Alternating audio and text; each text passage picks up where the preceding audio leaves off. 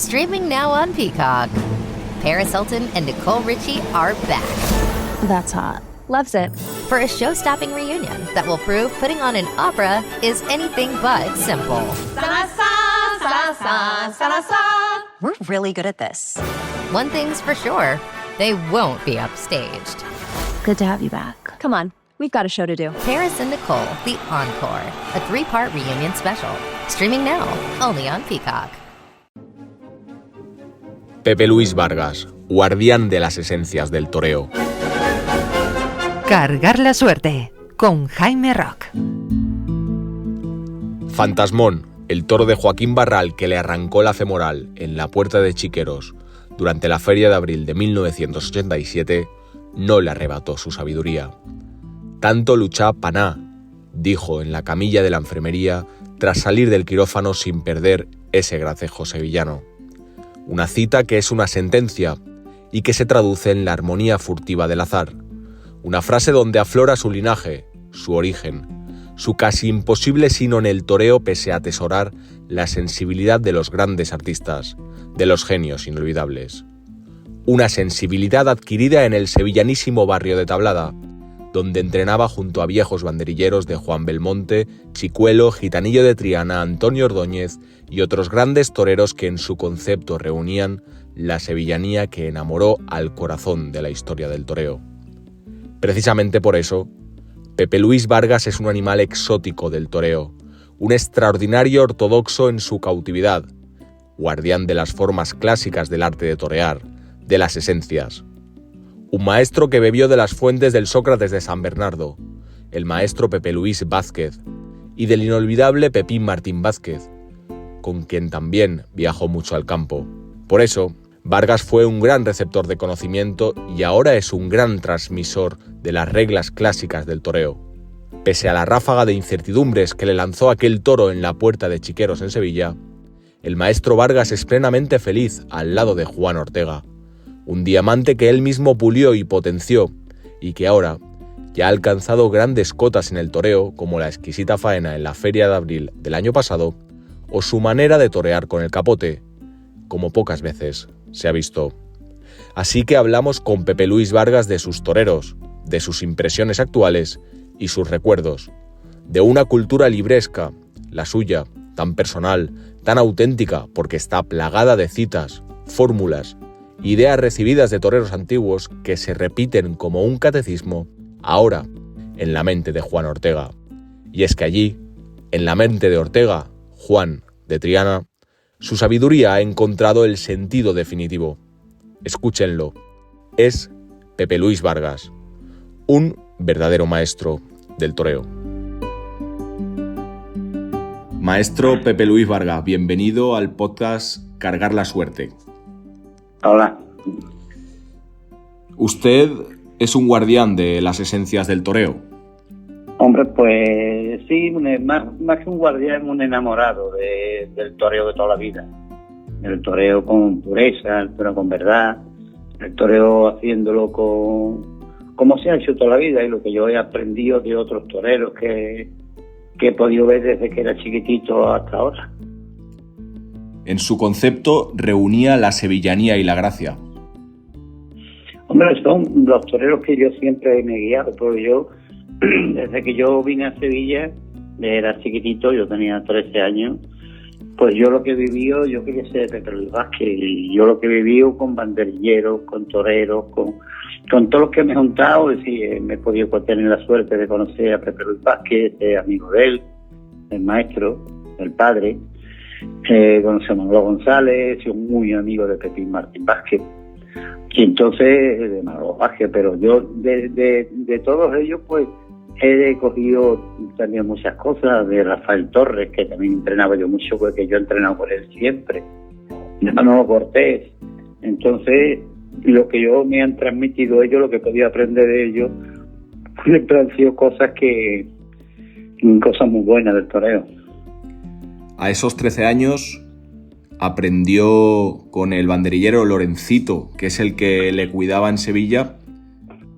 Claro, es que yo cuando llegué a Sevilla, porque a mí me vieron en esa edad, ya quisieron apoderarme, ayudarme, siendo un niño. y ya vieron que tenía condiciones, que tenía gracia, ya tenía lo mismo decían desde un principio.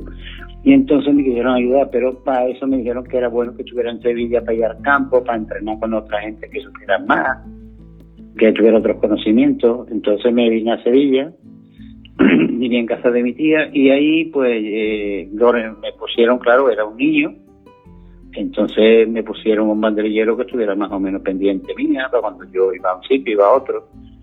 Y él me llevaba a Triana allí, que él vivía allí, en Triana del Tardón, y donde allí entrenaban todos los toreros, y allí pues pude ver muchos banderilleros antiguos, toreros, y allí se hablaba de lo que era el toreo de Gitanillo de Triana, de Pepe Vázquez, de Ordóñez, de Carancho, y allí claro ellos eran lo que habían vivido, lo que ellos habían con los toreros que ellos habían entrenado, los toreros que muchos habían ido de banderillero con ellos, y de esos hombres de escucharlos, de verlos y de...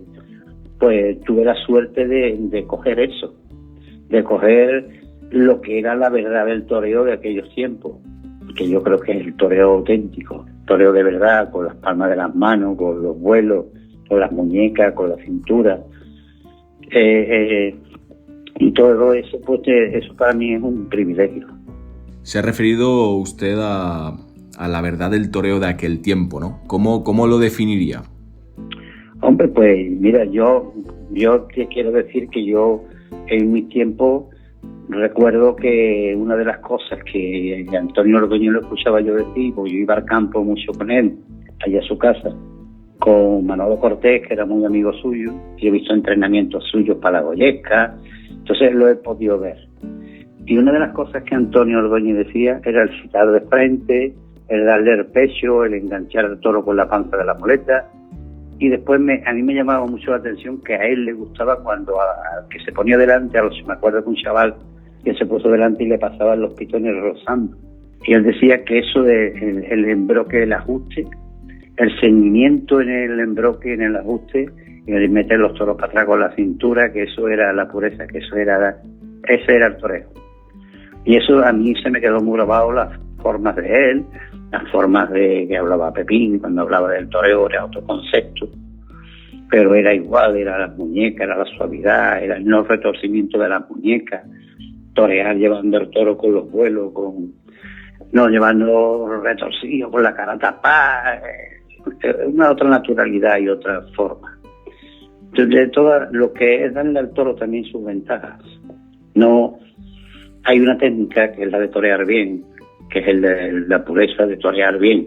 Existe un oficio, existe una forma de manejar los avíos, y hay otro toreo que es a la defensiva.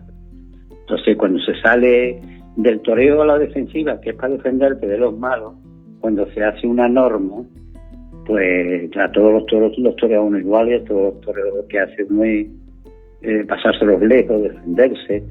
Y hay otra que es la que uno se pone de verdad y se juega que el toro pase cerca, que lo meta para adentro, que lo lleve despacio, que lo lleve por debajo, que las muñecas vayan sueltas, no vayan engarrotadas. Entonces a ese toreo es el que yo me estoy hablando. ¿Y cómo se logra ese toreo? ¿Cómo se logra torear puro? No, primeramente tienes que estar enamorado de eso y conocerlo. Si tú no lo ves, si tú no lo ves de nadie, es imposible que lo conozcas. Si una persona es ciega, pues no puede ver nunca. Si una persona ve las cosas y puede verlas, pero claro, ahora mismo esos toreros no se ven, ese tipo de toreros no se ven. Y yo en parte cuando hablo de esos toreros, hablo recordando lo que el toreo era en sí, que ahora quizás no puedan ver. Quizás sea la mayor aportación que yo le he hecho a Juan Ortega, el recordarle cómo toreaban esos toreros, las formas de torear, las formas de coger los capotes, el concepto del toreo de esos toreros. Y claro, pues con Juan me encuentro con un diamante en bruto. Juan es un torero con todas las virtudes. Bueno, virtudes es que Juan torea como yo he soñado siempre. Como yo he soñado torear, torea Juan. Juan es un sueño verlo torear. Y encima es capaz de hacerlo. Es capaz de hacerlo. Aparte de lo que te he dicho, que es que Juan, yo siempre he soñado con torear de esa manera, hacer esas cosas. Y si yo le he transmitido los conocimientos que yo he tenido anteriores, lo que yo he visto, todo lo que yo he vivido, todo lo que yo he podido aprender, pues han encontrado ese conocimiento y todo lo que yo le he aportado con unas virtudes innatas de figura del torero que tiene Juan. Y claro, pues ese es el resultado, eso es lo que Juan desarrolla todos los días. Lo que él tenía dentro que lo está pudiendo sacar. ¿Por qué torero le ha preguntado más Juan Ortega? Quizás por Ordóñez, por Paula, por Romero, de los que yo he visto, como era Pepín. O sea, me preguntaba mucho por los banderilleros antiguos que me decían. Hemos hablado de todos los toreros, porque yo he tenido la suerte de vivir una época en la que conocí a muchos toreros. Yo le he comentado muchas veces que yo me gustaba tomar ayer un café con el maestro Pepe Luis, y yo hablaba con él y me pasaba por su casa y se hablaba con él, y era muy bonito como el maestro me apreciaba. Y en las cosas que me contaba el maestro, porque el maestro, más que explicarte, te contaba anécdotas, te contaba formas, maneras, y era muy bonito hablar con él, hablar con Pepín, que con Pepín tuve la oportunidad de viajar mucho con él también, ir al campo, y yo llevaba a su finca, yo llevaba a un sitio a otro, y con Pepín, pues incluso yo así, explicarme cosas, decirme cosas que... Y es un conocimiento tan bonito, tan grande, que es un toreo que la gente tiene que conocer, que es el toreo que yo creo es el toreo clásico de toda la vida, y el que no se puede perder nunca. Pepín insistía mucho en que las muñecas no podían ir tiesas ni retorcidas, que Pepín el toreo... Pepín no veía todo naturalidad, soltura, que todo fuera relajado, que todo fuera natural, y siempre me decía eso, al citar el toro con la muñeca, pero todo suelto, la muñeca debe de ir rota, dormida, que tú despidas al toro dormido. Como explicaba eso que ya he explicado yo varias veces en muchos sitios. Es como si tú cogieras un pajarito al principio como un gorrión, y si lo querías capacitar, lo matas. Pues nada más asoma la cabecita, lo llevas ahí, vas toreando con él, vas llevando la muleta, y cuando tú abres la muñeca para soltarlo, tiene que salir volando. Pues el vuelo de él es el vuelo de la muleta que se va, que es lo que tienes que hacer, soltarla y dejar que se vaya. No engarrotarla y empujarla, y eso yo no lo entiendo. No entiendo lo de empujar, entiendo lo de soltar el vuelo. Y qué difícil es conjugar los vuelos bien de la muleta. Yo creo que el toreo de toda la vida, el toreo muy importante, el toreo eterno, el toreo bonito, la pureza de eso está cuando se torea con las muletas sueltas, con los vuelos. Todo está, la grandeza está en los vuelos, en la cintura y en la muñeca. Yo ahí es donde veo la grandeza del toreo. Traer los toros enganchados desde adelante, la muleta por debajo de los pitones, arrastrando con la panza, que el toro pase ceñido en el broque, y siempre despedirlo para atrás, mandándolo pero para atrás. ¿Y dónde radica la profundidad de un muletazo? En la hondura.